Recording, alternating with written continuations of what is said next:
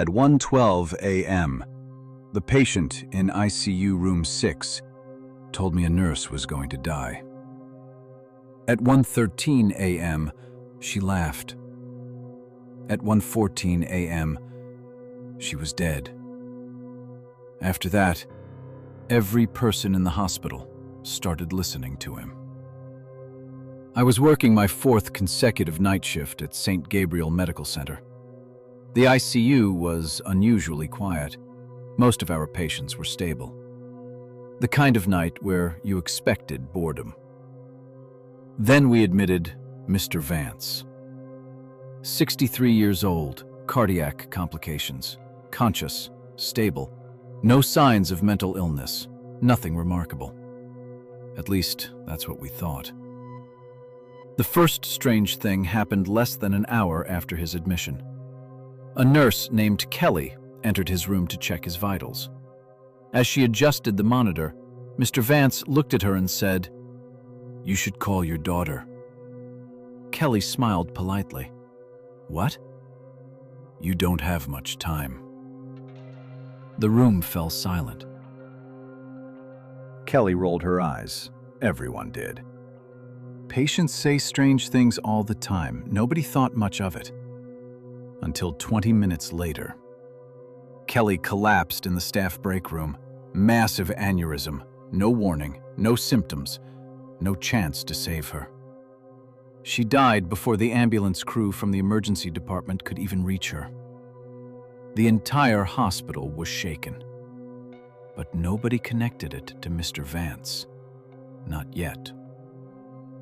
At 2:07 a.m., a respiratory therapist entered ICU room 6. Mr. Vance watched him for several seconds, then said, "Don't take the east stairwell tonight." The therapist frowned. "Why?" Mr. Vance looked away. "You won't like what happens if you do." The therapist told us about the conversation later, mostly because he thought it was funny. Around 3:30 a.m., he forgot all about it and used the east stairwell. A maintenance worker found him unconscious 40 minutes later. A broken handrail had given way. He survived. Barely. By sunrise, rumors had spread through half the hospital. Nobody wanted to admit they believed them. But everyone was thinking the same thing. How did he know? The next night, I was assigned to ICU again, and to Mr. Vance. I didn't want the assignment, but I took it. Around 1:45 a.m., I entered his room. He was awake, watching the hallway through the partially opened door, not watching television, not sleeping, just watching, waiting. I finally asked him, "How do you know these things?" He didn't answer immediately. Instead, he looked toward room 4, then room 7, then room 2, almost like he was counting. Finally, he spoke. "They stand behind people." I frowned. "Who?" His eyes met mine. "The visitors." I laughed nervously. He didn't. At 2:23 a.m., a code blue was called in room 7. The patient died, unexpectedly. No warning. No obvious cause. Later, I remembered something. Before the code blue, Mr. Vance had been staring directly at room 7 for nearly 10 minutes. The following night, things became worse. Much worse. Because staff members started asking him questions, not officially, not openly, but quietly, privately, when nobody else was around. Doctors, nurses, security guards, even administrators. Everyone wanted to know the same thing. What do you see? And more importantly, what do you see behind me? Most of the time, he refused to answer. Sometimes he simply closed his eyes. Sometimes he pretended not to hear. But occasionally, he spoke. And whenever he did, something happened. Every time, without exception. By the fourth night, half the ICU was terrified of him. The other half was obsessed. People changed schedules because of him, avoided hallways because of him, canceled travel plans because of him. One surgeon even left work early after speaking to him. Nobody saw that surgeon again. His car was later found abandoned near a bridge. Then Mr. Vance made a prediction about me. I entered his room shortly after 3 a.m. He looked exhausted, far weaker than before. His heart monitor beeped steadily. For several seconds, neither of us spoke. Then he said, "They've noticed you." My stomach tightened. What does that mean?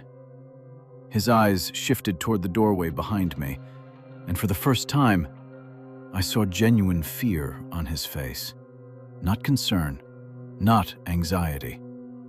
Fear. The kind of fear you feel when you see something impossible. Slowly, he raised a trembling finger, pointing behind me. I turned. The doorway was empty, nothing there. When I looked back, he was still staring, still horrified, still pointing. But now his finger had moved, not toward the doorway, toward the reflection in the window beside my bed. I looked and immediately wished I hadn't. Because reflected behind me, standing inches from my shoulder, was someone wearing hospital scrubs. My scrubs. My face. My eyes. My smile. The reflection was looking directly at me. But I wasn't smiling. The heart monitor exploded into alarms. Mr. Vance began screaming, not words, just raw panic. The duplicate in the reflection never moved, never blinked, never looked away. Then every monitor in the ICU activated simultaneously. Every room, every floor, every screen displaying the same message. Visiting hours have begun. The strange part? It was 3:13 a.m. and there were no visitors in the hospital. At least, none that were alive. Everyone knew Dr. Mercer. The strange thing was, nobody knew if he still worked at the hospital, or if he was even alive. When I started working nights at Blackwood Medical Center, people kept mentioning him. Not officially, never during meetings, never around administrators. Only during the quiet hours, usually after 2 a.m., usually when the hallways became too quiet. Someone would eventually say, "Did Mercer pass through your floor tonight?" And everyone would suddenly stop talking. I assumed he was some legendary doctor, a retired surgeon, maybe a hospital ghost story. Every workplace has one. I didn't think much about it until my third week. It was 2:38 a.m. I was delivering medication to room 512. The patient was sleeping. Everything looked normal. Then the room door opened behind me. A doctor entered, tall, thin, white coat, gray hair, hospital ID badge. He looked perfectly ordinary. The kind of doctor you'd forget immediately. Without speaking, he checked the patient's chart, studied the monitor, nodded to himself, then left.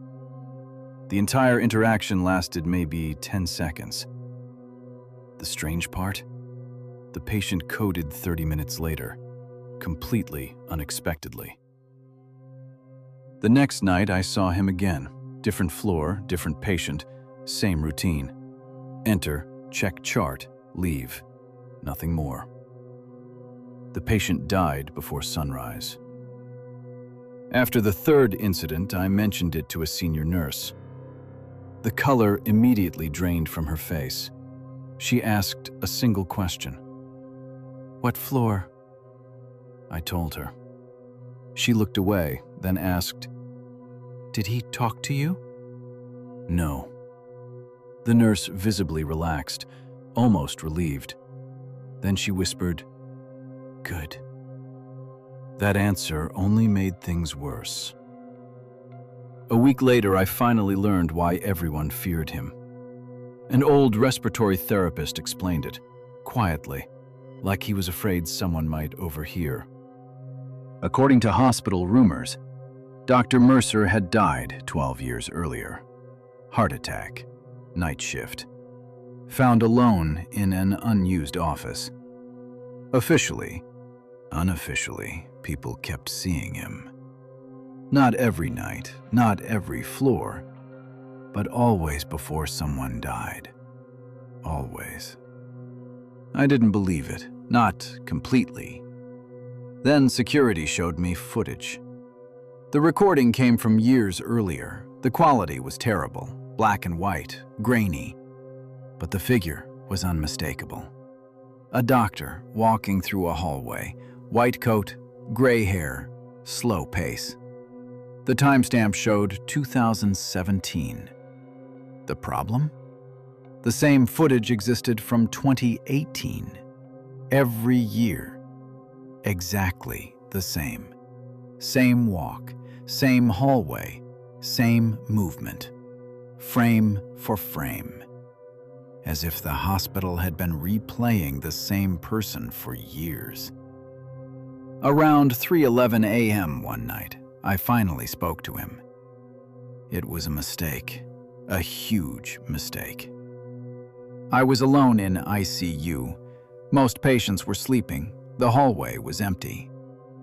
Then I saw him. Standing at the far end, watching a patient room. Not moving, just staring.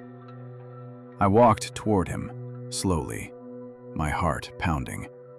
Every instinct told me to turn around. I ignored it.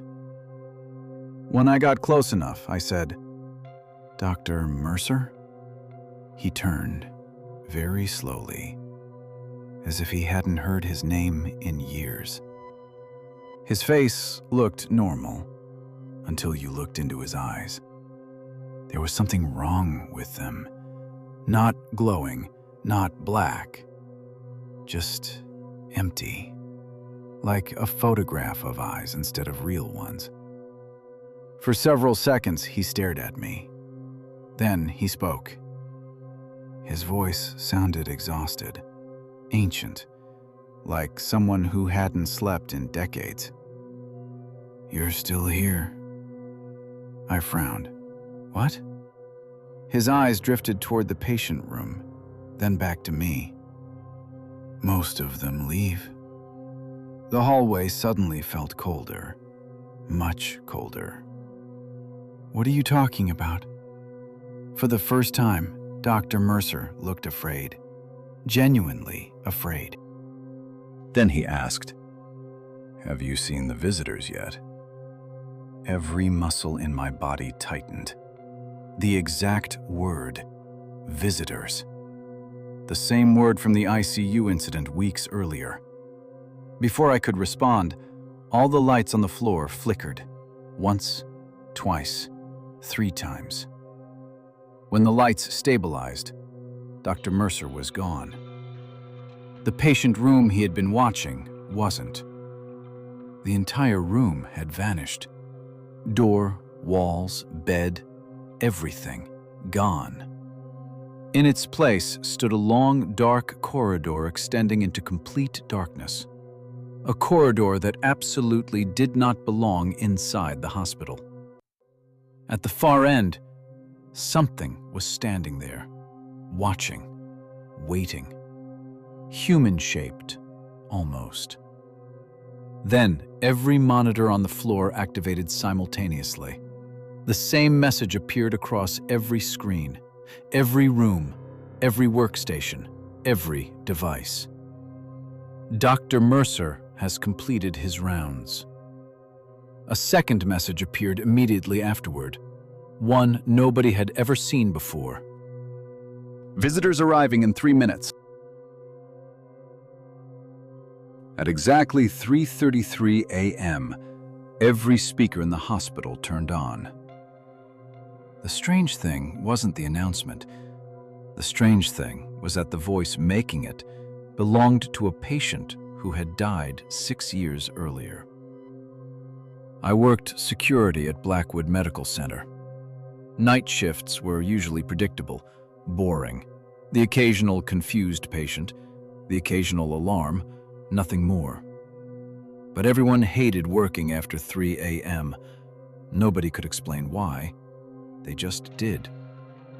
The building felt different, quieter, like it was waiting for something. At 3:33 a.m., the intercom activated. That wasn't unusual. Hospitals make announcements all the time. Code blue, emergency pages, staff requests. The problem was the voice. "Attention, all staff." The entire security office froze. I immediately recognized it. Everyone did. It was Emily Dawson, a pediatric patient who had died 6 years earlier. Her story was well known throughout the hospital. She had spent months in treatment. Most of the staff knew her. Everyone remembered her voice. And now, somehow, that voice was speaking through every speaker in the building. "Visitors have entered the hospital." The transmission crackled, then continued. "If you see them looking at you, do not look back." The announcement ended. Nobody moved. Nobody spoke. For nearly 20 seconds.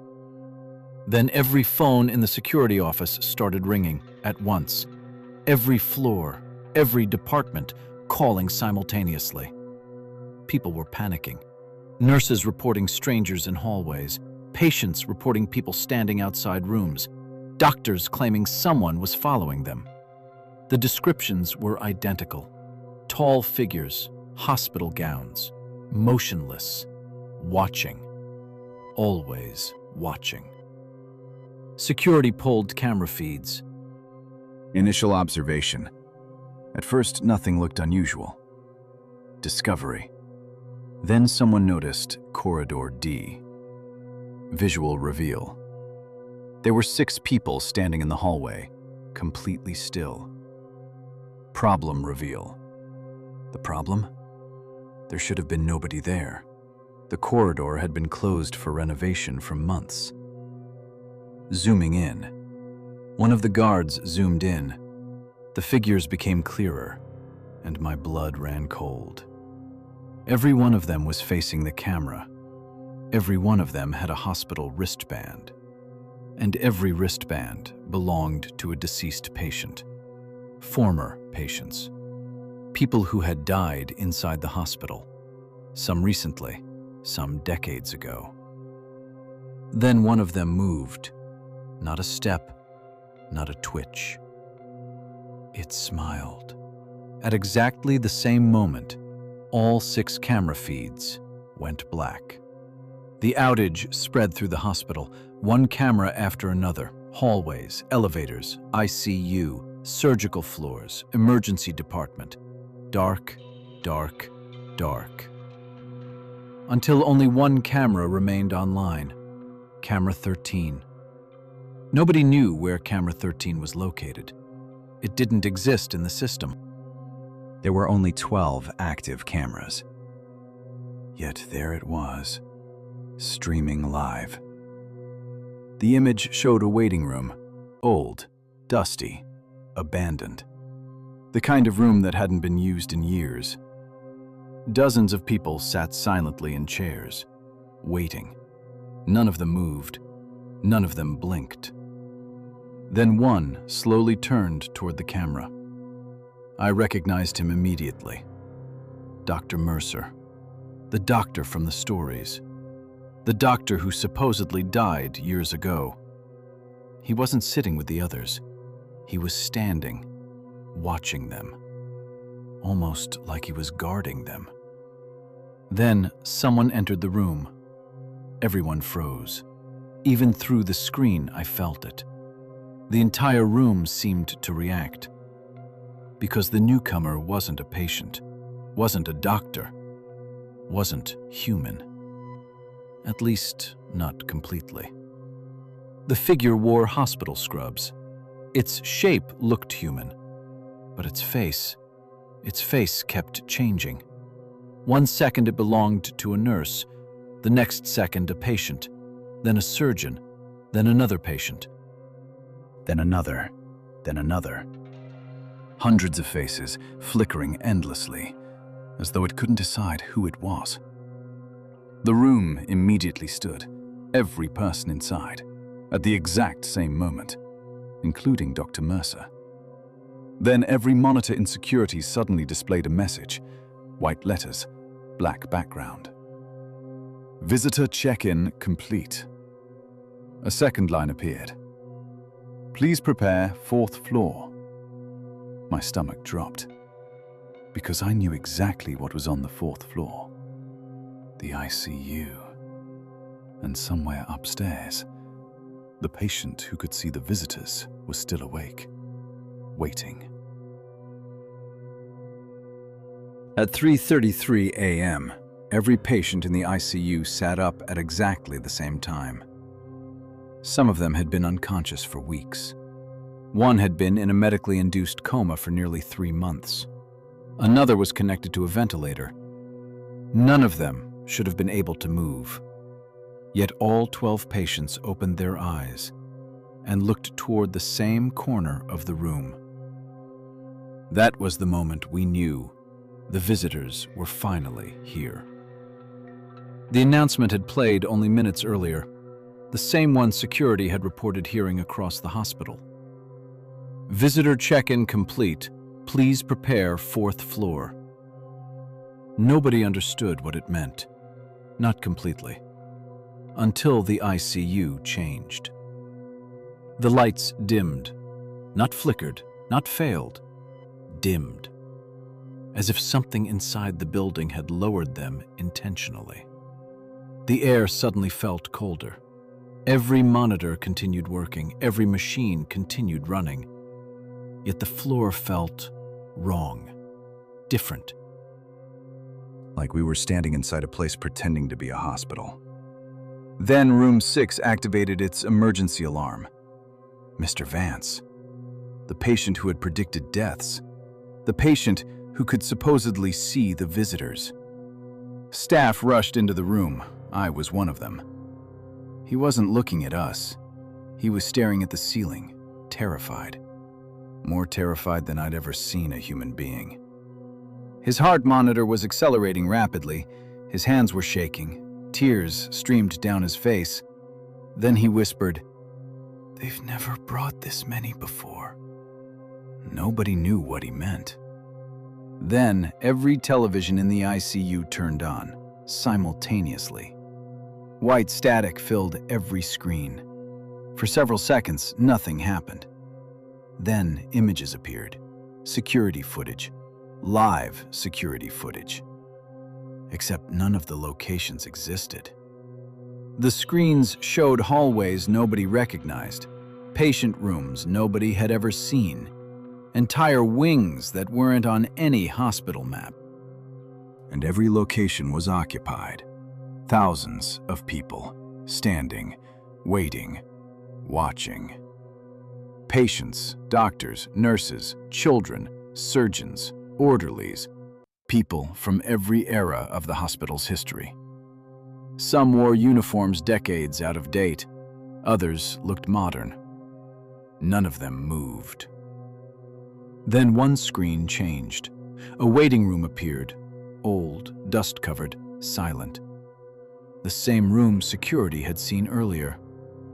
Every chair was occupied, every seat filled, every person waiting.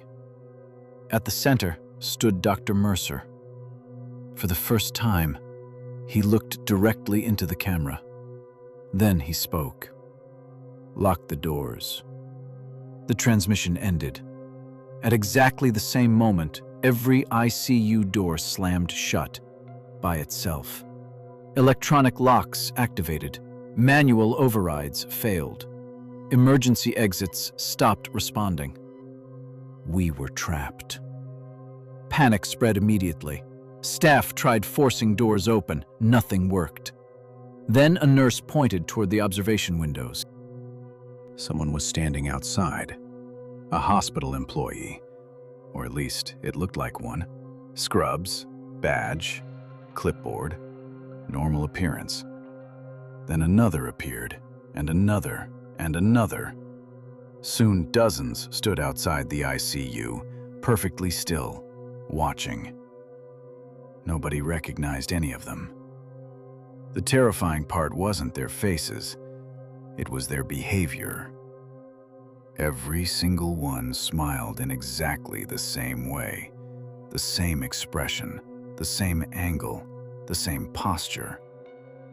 Like copies. Not people. Copies. Then Mr. Vance began screaming, not from pain, from recognition. He pointed toward the crowd outside. "No!" His voice cracked. "No, no, no!" Then he pointed toward one figure standing at the very back, partially hidden. And everything inside the ICU became silent, because we all recognized it. The figure looked exactly like Dr. Mercer, except younger, healthier, alive. The original, the real man, the version that should have died 12 years earlier. Slowly, the younger Mercer stepped forward. The crowd immediately parted, like they were making room for him. Then every monitor on the floor displayed a single sentence: "Visiting hours have ended." For one brief second, everyone relaxed. Until the second message appeared: "Patient transfer in progress." One by one, the ICU beds started disappearing. Not moving, disappearing. The patients vanished first, then the beds, then the equipment, like pieces of reality being erased. Room by room, patient by patient. Gone. Within seconds, half the ICU had vanished. Then 3/4. Then almost everything. Only room 6 remained. Mr. Vance and us. He looked toward the observation window, toward the crowd, toward the younger Dr. Mercer. Then he said something I'll never forget. "They aren't visitors." The room became completely silent. "What are they?" someone asked. "Mr." Vance never looked away from the window. "They're patients." My stomach dropped. "What?" His eyes filled with tears. Then he whispered, "The visitors aren't coming into the hospital." Outside the room, every smiling face turned toward us. Thousands of eyes, waiting, watching, listening. And then Mr. Vance finished his sentence. "They've been trapped here the entire time." The lights went out. When power returned 37 seconds later, the ICU was normal again. The locks were gone, the televisions were off, the crowd had vanished. Only one thing remained: room 6, empty. Mr. Vance was gone. In his bed lay a single hospital admission bracelet, freshly printed, still warm. The patient name read, Dr. Jonathan Mercer. Admission time, 3:33 a.m.